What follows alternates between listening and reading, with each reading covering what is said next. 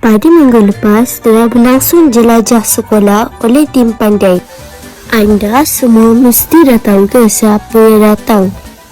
Weh, aku dah tak sabar ni. Agak-agak ni nak sampai dah ni. Aku sama. Tapi jangan tujuh sangat. Relax je lah. Ya ampun. Suasana dewan terus menjadi kecoh apabila Abang Akil muncul. Saksikanlah sendiri video ini.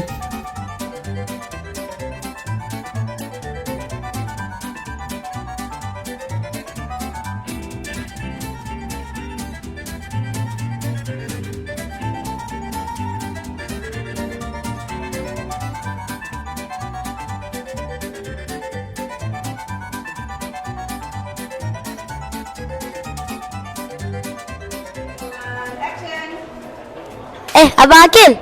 Assalamualaikum. Nak interview dulu boleh? Boleh. Tapi kita duduk dululah. Jom duduk. Mari kita duduk. Abang Akil kat tengah lah.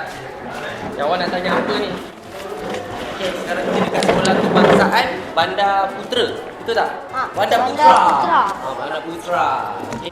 Terima kasih Abang Akil Ya. kerana sudi datang ke sekolah kami. Sama. Saya rasa semua kawan-kawan saya di sini berminat jadi geng abang. Jadi geng Abang Akil. Okey. Saya ada dua soalan. Satu saya tanya, satu saya tanya. Boleh.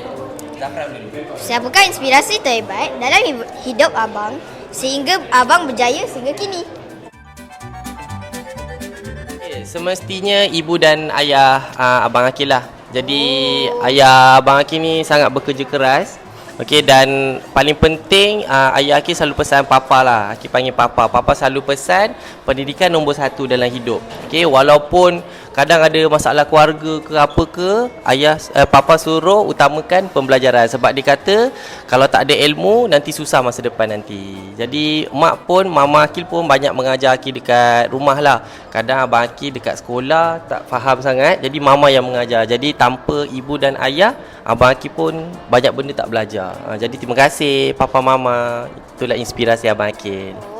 Boleh beri kasih kata-kata semangat untuk semua murid SKPP. Okey, untuk ke semua adik-adik dekat SK Bandar Putra, Abang Akil nak bagi tahu untuk belajar rajin-rajin. Abang Akil datang sini pun nak ajak adik-adik semua untuk belajar sambil bermain. Dengan apa? Dengan Pandai. Awak tahu tak Pandai tu apa? Tahu.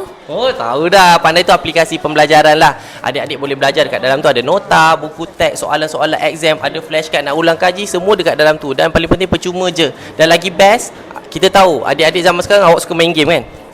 Suka. Abang Akil pun nampak ada Roblox lah, ada ML lah. Adik-adik ni, diorang semua dah ada phone. Jadi zaman makin maju dan pendidikan pun makin maju. Jadi adik-adik boleh belajar dekat situ sambil bermain. Memang seronok lah. Jadi tak ada alasan budak zaman sekarang untuk tak study walaupun sekejap.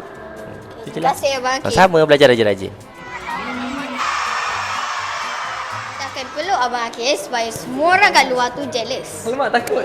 Yeay! Semua jealous. Bye. Okay.